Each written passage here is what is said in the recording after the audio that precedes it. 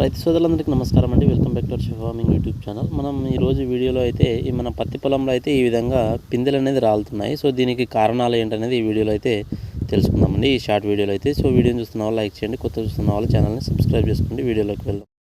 పత్తి పంటలో మనకు పూత పిందె రాలడానికి గల ప్రధాన కారణాల్లో మొదటి కారణం అనేది మనకు పోషకాల లోపం వల్ల ఇది ఈ విధంగా పసుపు కలర్లోకి పిందె అనేది మారి రాలిపోవడం జరుగుతుంది. సో దీనికి మనం సూక్ష్మ పోషకాలను అనేది జింకు, బోరాన్ అలాంటి వాళ్ళని స్ప్రే చేసుకోవాల్సి ఉంటుంది.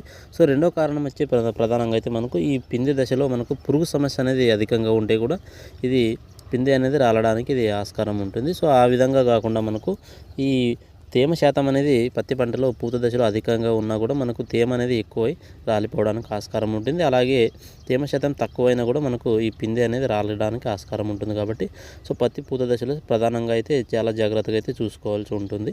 సో ఈ విధంగా వీడియోని చూస్తున్న వాళ్ళైతే ప్రతి ఒక్కరు లైక్ చేసి